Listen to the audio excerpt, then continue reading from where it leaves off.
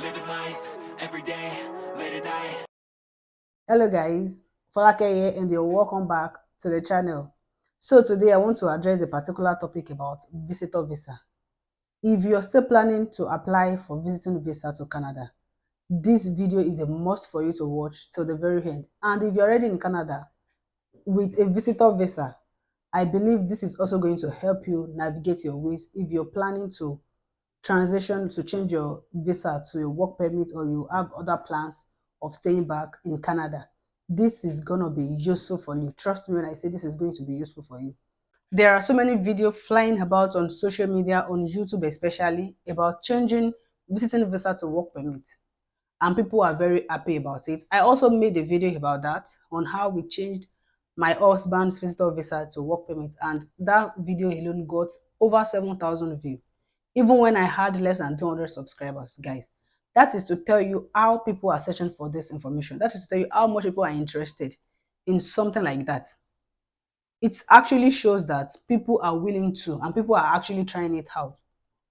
And let me burst your bubbles. A friend of mine that we were in the same school applied for spousal open work permit for his wife over 2 months. No response, nothing. There was no progress.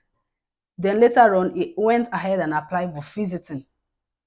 Guys, let me shock you. There is already passport request for visiting. That is to show you that right now, currently, visiting visa now takes lesser time and people are willing to put in their application because it is fast and they can actually get into Canada. But it will be so unwise of you if you're not, like, if you do not have anybody like your spouse studying here, applying for visiting visa without having a proper plan. So many videos you're seeing online, some just to get viewers, some as a clickbait. I made a video about that, but you know that wasn't a clickbait because I explained everything that we're able to do that because I was here studying.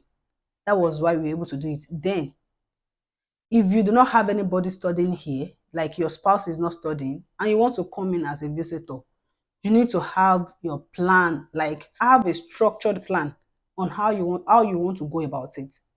Because if you do not have a plan on how to go about it, this might end in premium tears. It might end in premium tears, guys. So this is why you need to be careful of all this information that is out there. Make sure you watch video to the end, even if you're going to watch it at all. Watch to the end. At least hear what that person is trying to say. Is there any option? Or is it just, hey, congratulations, there's visiting visa now, you can change to a permit that you see and you just jump onto IRCC page and start applying and start putting in. You need to have a plan in place, guys. You know what that means? You are coming in as a visitor and they tell you you can transition to work permit. But have you forgotten that Canada has something called LMIA? LMIA means Labor Market Impact Assessment.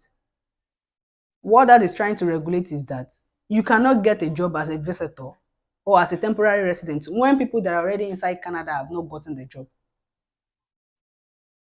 An employer is going to pay to get that LMIA certificate to be able to employ you. Now think about it.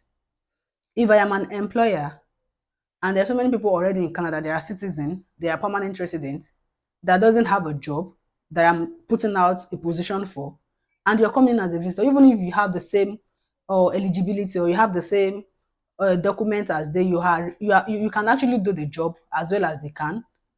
But will I be willing to spend my money on getting LMIA to employ you, a visitor, and leave people that are inside behind? Meanwhile, even if I wanted to, I cannot, because that is why the government puts such thing in place. That is actually to make employer employ people inside first, without before employing people that are coming from outside. Because it is not possible for people that are already in the country that are paying their tax. How is it possible that they will not have a job and you as a visitor will have a job? Does it make sense? No, it doesn't. So this is why if you're planning to come now as a visitor, you have to have a plan B. Like you have to think very well. How do you want to go about it? To be candid, it will not be easy because all this information about changing is just 1 out of 10. Ask 10 people that comes in with visiting visa. Ask how many of them has gotten a job yet. You can ask around if you know anybody. It is not as if they are not getting, but it's just 1 out of 10, guys. That is because The procedure is very, very strict. The LMIA is there. I cannot leave people that are inside and say I want to employ you, even if you're going to give me money. Because this thing they have to publish, these people have process. They cannot even lie about it. They have to show evidence. They have to show proof that for real, there is nobody inside Canada that is willing to do that job. It's not as if they will not get somebody that is eligible for that job, but people may not be willing to do that, which means that job might be job that people are not willing to do. Are you going to be able to do jobs that people here are not willing to do?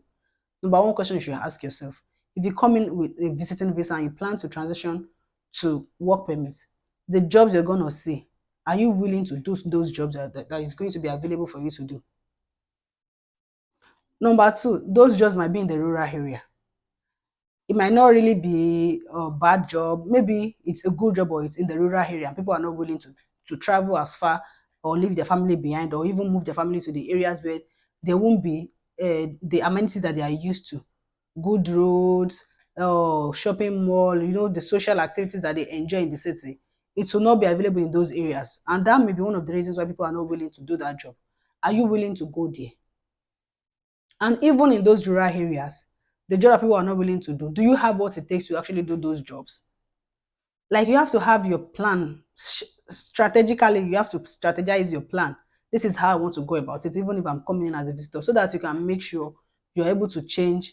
Do not forget, visiting visa is just for 6 months. And before you know it, 1, 2, 3, your days are already over. That is on the issue of job. Do you have what it takes to get a job? Can you do the kind of the job you're going to get? Can you put in your effort? Because even those jobs to get them, you have to apply. So many applications, guys. It is not for the faint-hearted. You have to apply, apply, apply, because you don't even know which one is going to call you out of those people you're applying to.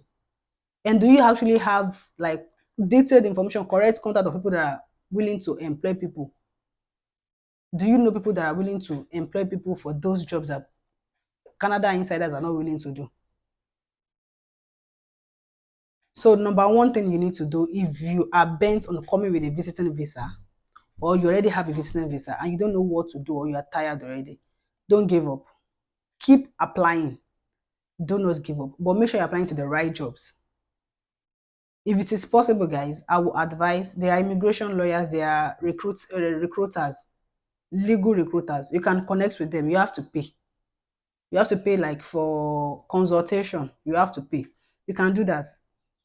Secondly, you have to, like, if you know you can, there's a way you have this there's some people that are good with getting information. They know what website to go, they know how to search.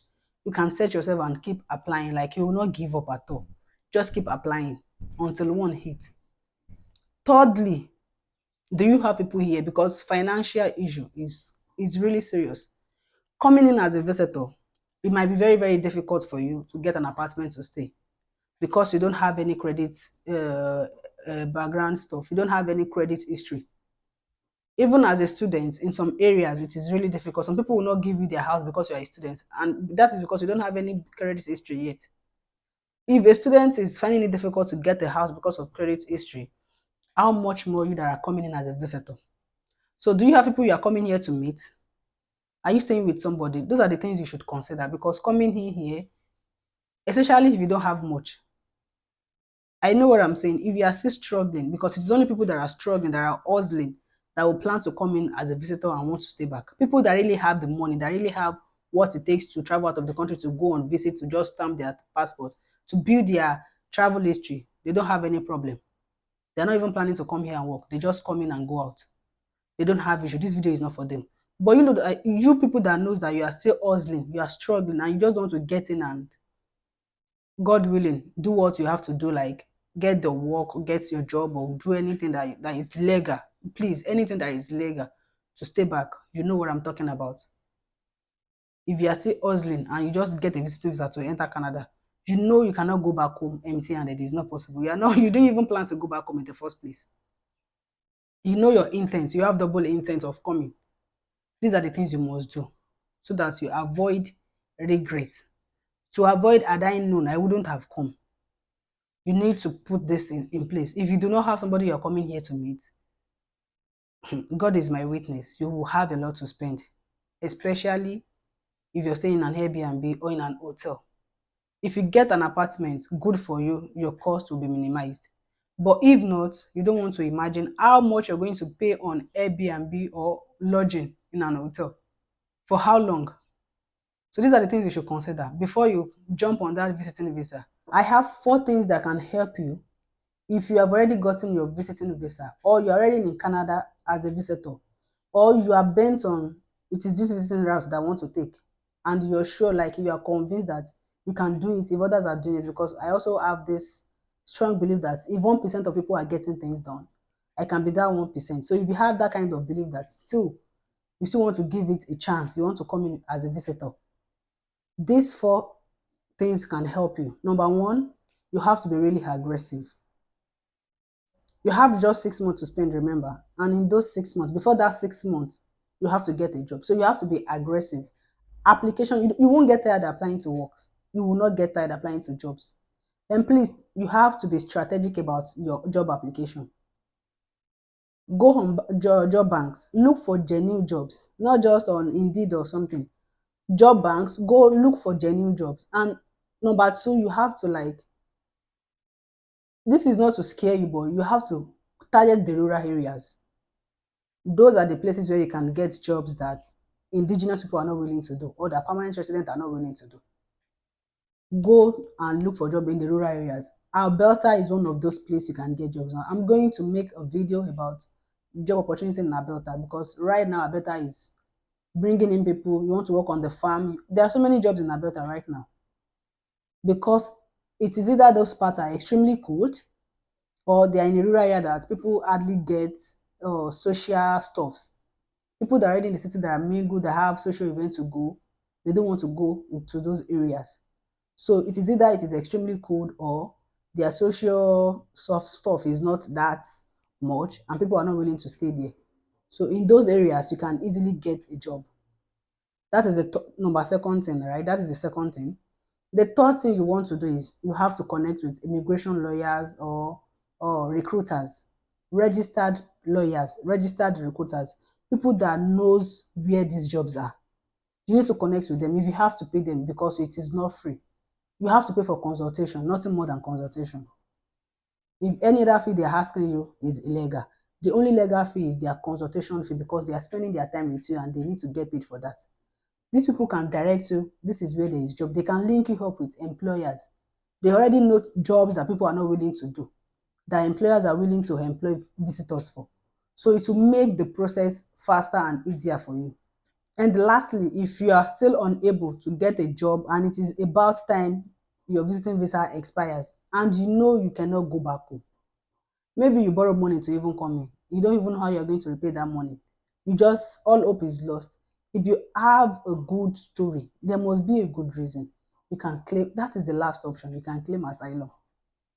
The last option for you, if it is about time your visiting visa is expiring and you cannot go back home, the last option is for you to seek asylum. You don't want to overstay. Guys, you do not want to overstay without getting a job or without claiming asylum. You don't want to overstay. It will destroy your travel history, and this can get things really complicated for you. I do hope this video is quite informative for you, and if you find this helpful, subscribe to this channel, like, share, and I'll see you in my next video.